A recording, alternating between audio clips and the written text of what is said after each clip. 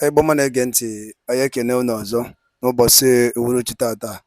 Daalụ nne ka unu si wee na-esole n'ihe anyị na-eme n'ilu akwụkwọ n'ụbọchị nke taa na Eastern News 24. Anyị sịkwa ụbọchị nke taa mara na anyị mma. Anyị sị na anyị ga-adị ka echi na echi ada agwụ agwụ. Otu anyị kwuru otu aka ya dịrịrị. Ise ise ise. Dịka o si dị, dịka anyị si kwa unu nkwa, ọ bụrụ unu ncheta oge gara aga, anyị kwere unu nkwa gara enye unu ọpdeti n'ilu akwụkwọ gbasịta maka nnwere onwe nke a na-azọ and ka obodo ga-esi wee dị na mma, na anyị ga na-enye unu ọpdeti ya n'ilu akwụkwọ. N'ụbọchị nke taata unu na-anya n'ilu akwụkwọ, onye unu ya afụ bụ Sowore Yusuf. O nwere ife a nwere ikwu n'ilu akwụkwọ a, mana achọghị m ka m ka alụ na ya bụ mmọnwụ. Ọ dị nnukwu fọni, mana mma like onye ọbụla bụ onye Igbo bụ onye nnwere onwe na-atọ ụtọ gee ya bụ ife, ihe amụta nnukwu ihe dị oke mkpa, ihe amụta ife nnukwu n'ihe mmadụ na mba ekwu n'iru akwụkwọ. They said it the way it is. No, I have my own point nji wee tinye ya, achọọ maka ọdịmna mma anyị bụ ndị Igbo and nnwere onwe nke a na-azọ. All right, over to you, sirs. We are calling for a proper constitutional amendment that will define how this will not be abused. And it's also important for all the stakeholders to come together and ensure a proper rules of engagement. The time for state police is now. And so we are calling on the president, we are calling on the governors, we are calling on the members of the National Assembly and the State Assembly to set the ball rolling. And we are also calling on traditional rulers, religious leaders, and all leaders of thought to come behind this idea of state police, but to ensure that it is done in a way that it delivers efficiency and does not encourage abuse. That is the next thing to be done. And we hope we will not lose this opportunity. And that is my take for the week. Inside Sources will be right back with our guests for this edition. Welcome back. Today, I have two formidable Nigerians as my guests as we move along on the conversation on the future of Nigeria. They require very little or no introduction. I have here with me Aisha Yusuf, a social media influencer and political activist. Aisha, you are welcome to Inside Sources. Thank you so much. Thank you for having me. You're welcome. And also we have the presidential candidate of African Action Congress, Omoyele Sowore. You're welcome. Thank you very much for bringing me. Thank you so much. So the first question as we open this conversation is, what do you think about the current trajectory of the country? As it is today, do you think that we are going in the right direction? Let's start with Aisha. I don't even know where to start from that question because there's no country anymore. As we are today, Nigeria is gone. What we have is a carcass, and life is short and brutish, and everyone, we're all on edge. We are the victimhood that a lot of people refuse to see coming to us. We are all there. And unfortunately, we do not have a president. We have someone who rigged his way into office, an illegitimate president, and who doesn't care. And of course, anyone who is ready to do anything, you know, snatch it, run with it, and all of that to get into office, they don't care about the people. They don't care. There's no empathy. And that's what we're seeing today. And Nigeria has gotten into a place where you're not even sure that you're going to see the next day because you might be a victim, might be taken away even from inside your own house. And that's where Nigeria is right now. Okay, so as an opening statement, yeah, sure. Well, you know, you asked about trajectory and if we are going in the right direction. And I say we are not going in any direction. That's the biggest problem. You can only tell about direction if there is, you know, from a geographical point of view, there's any kind of movement. Here you see a lot of motion, there is no movement. And if there's any movement at all, it's a movement that is going backwards. And Nigerians, or Nigeria, is paying heavily for both their decisions and their indecisions. Their decisions in deciding, for those who decided in this trajectory, and the indecision of those who did nothing. And that's why you cannot say, and I agree with Aisha, that you have a country today. We've never had a nation. I've argued this all the time, that Nigeria was never a nation. It was a transaction from the beginning. And that next step is what we haven't been able to make because we never also have had the kind of leaders that are visionary, that are capable of driving you in the right direction since I have been a Nigerian, which is 1971. Well, okay, I mean, so it's a very nice way to get into it. Now, let's get deeper into the issues, you know. So, Aisha, there is the notion, you know, that of the rule of law, okay? Now, even though we can always point to challenges, because you did say that the president is illegitimate. Now, after the Supreme Court has ruled, you know, you still don't accept that in the circumstances you have a sitting president in the eye of the law, even with whatever problems we have with that? I think to answer your question, you saw the last ruling that happened of the governors and the Supreme Court, and how everybody was praising Mr. Tinubu for the fact that he didn't interfere and they were able to retain that tells you everything. And as I'm sitting down here today, I'm quite sort of like taken aback that the Supreme Court didn't see how that made them to look. Because right now what we know, and that's the secret, or the open secret, that the courts are no longer the last resort of the common man. They are now like the plaything of corrupt politicians. And these corrupt politicians, they don't care, and they're saying it, they say it openly. We've seen all of that. We saw the Senator Bukachua, what he said. And so it's not about me accepting it or not accepting it. It's what it's on ground. Rule of law is sacrosanct, and it's supposed to be on everybody. Right now, we've seen the different kind of decisions that have been made by the courts. So the way it goes, the court itself, there's no independence. We have judiciary capture, we have media capture, everything there seems to be, even the legislative capture, it's under sort of like one party, one person doing whatever they want to do with it. And at the end of the day, every Nigerian is suffering. There's something many people say. They say Nigerians don't react. That no matter how much you push Nigeria to the walls, they don't react. They say Nigerians are reacting. The people who are killing, they are reacting. That's their own form of protest. Their own is an illegal form of protest, because the legal form of protest, they've clamped down on it. They've stopped people from doing that. And every one of us is suffering because there are some people who no longer see any hope. Because when you go to the courts, and if you see a lot of people that have given up on the nation, they know even when they go to the courts, they won't get anything. So they take the laws into their hands. And the rest of us that are law-abiding are the ones who are being punished by the state. The Nigerian state would rather, you know, have a conversation with you, negotiate with you when you carry arms against the country. But when you are law-abiding, it clamps on you, it kills you, and it just disposes of you the way it wants to. Interesting. Okay, so let me take it to Sowore. Basically, both of you have the same view. Not that I'm surprised, but it makes it quite exciting. So, what is the way out? Is there a legitimate path, you know, out of this trajectory? You know, I'm going to start with Sowore and then we'll come to Aisha. I think any way that saves people from the doom and destruction that has become their lot is legitimate. And I say this so that people are very clear about where I stand on Nigerian issues. Earlier, I agree with Aisha that there is no country.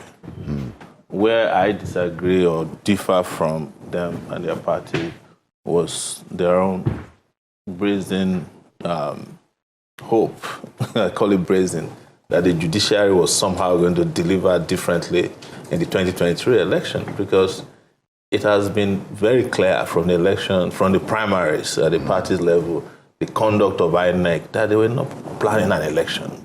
So when the elections were over and there was this eye on the judiciary, I was wondering which eye, you know, which judiciary are you eyeing? Because I understand the judiciary right from my university days.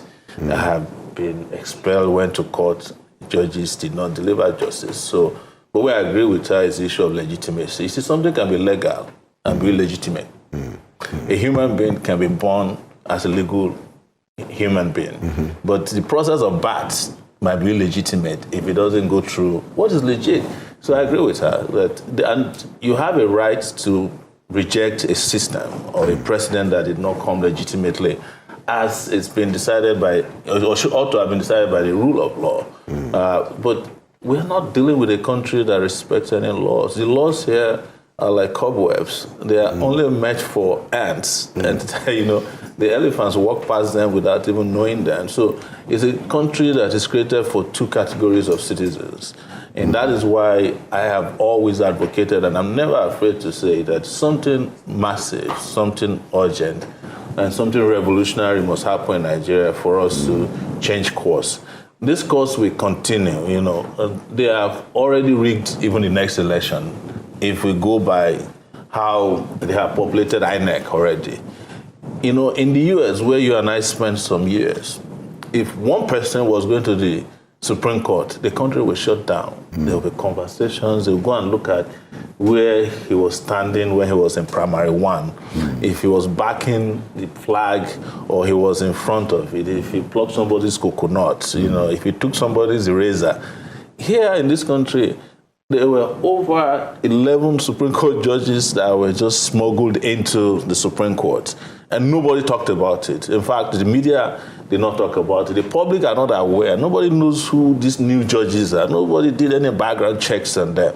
So in 4 years, we're going to have election. The person who anointed those Supreme Court judges, 11 of them, as we speak, controls what you would call justice. And this is not going to change except the citizens said, no, enough is enough. We are not taking this any longer. And that is why I advocate for a revolution. Not a violent one, because I don't believe in violence. But it is up to those who are hurting to decide how they want to fight this. Okay, interesting point. So as I bring it back to Aisha, you supported the Labour Party presidential candidate, you know, which suggests to me that you probably have the belief that we can change it through getting some people in government. You know, is that your own approach to try to fix the trajectory that you think is not right? Yeah, so for me, absolutely. Political activism is very important. Staying out of politics and saying that, by the way, I'm not a member of the Labour Party. I say a lot of people make that assumption. I'm a supporter because I believe in candidacy more than I do of party. If you have people that can do the work. As much as activism and politics, the end result is supposed to be for the greater good of the people. Where those who are on the side of advocating, like, this is the problem, then those who are in the political side who get into office, who get elected, you know, fix the problem. So it's that, you know, demand and supply side of governance that Dr. Obievze would always talk about. And so for me, it's very important for people to begin to participate. We have to participate in that politics, as flawed as it is. Yes, I totally agree that the capture of judiciary didn't start today. I mean, we saw in 2015 when the Supreme Court said that the card reader was not admissible in the law. And that sort of like changed the course of all the, you know, the electoral reform that was done at that time. So we've seen a lot of things that have gone on. But we must still continue to take on the system. One of the things that we don't take into cognizance is the fact that the first set of dictators that many Nigerians, or if not all Nigerians made, were actually from the home, were parents. We're brought up in a society where, as a younger person, you can't speak up. You don't speak up to your parents. You don't challenge them. You don't ask them, why did they do this? You'll be called disrespectful. You'll be called a stubborn child. For those of us that did as kids, we got a lot of beating. So, and then people went on. Teachers also continued the suppression, and people became adults, and they simply replaced their parents' teachers with government. So some people feel that, oh, you can't challenge government, you can't do that. So it's going to take a long time. It's a mindset thing that will happen. But the thing is that it's inevitable. Like Sowore said, of course, the bloody revolution is always the best. A bloody revolution doesn't take anyone anywhere. You either have and it's inevitable, we either have a bloodless revolution or a bloody revolution. The 2023 election was actually a bloodless revolution, where people who hitherto had never bothered about politics, were never interested. They didn't think it was, they didn't see the relationship between governance and their lives, decided that they were going to be part of that political process. And they were part of it. And at the end of the day, the process was not allowed to go through. The end result is not what matters. It's the process that matters. If the process was free, fair, credible, and it was transparent, and the result is still turned out to be the way it is, everybody will move on. It's every 4 years. You have another 4 years to come through it. But where people see how their will was subverted, because when you have a political coup, a civilian coup like what we had in with the 2023 election, it's the same thing like a military coup. So the world needs to also see that. So, but on the issue of the political, it's very important. If we say today we have a revolution, let's always ask this question: we have a revolution today. Who are we going to put in these offices? We need to begin to create leaders. We don't have leaders. We have a vacuum because people have stayed away from politics, looking at it as it's dirty. Let's not do it. So we just have people get money or one thing or the other. The next thing they run for office, they get in there without any preparation, without even knowing anything. You see someone, they say, oh, come and run for be president. I'm like, you don't just become president like that. You have to. There's certain things, there's certain competence skills that you're supposed to acquire, leadership skill, empathy, your EQ, IQ, and all of that along the way. So we must begin to engage in that process of that politics and say, okay, let's get into it one way or the other. Yes, it looks difficult. If we don't have the revolution, and revolution, nobody can call for a revolution. That's one thing. It has to happen on its own.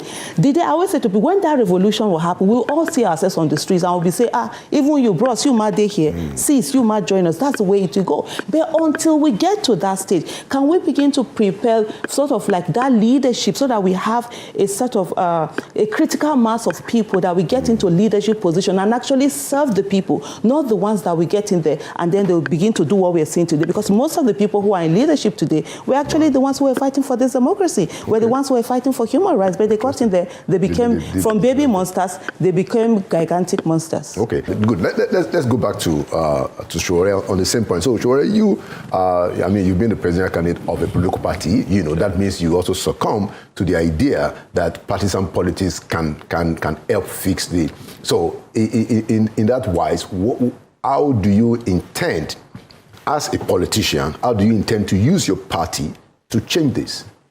So I wanted to make it clear that when revolutions happen, people make them happen, and you call for it. Every country that's had a revolution, there were people who were working towards it.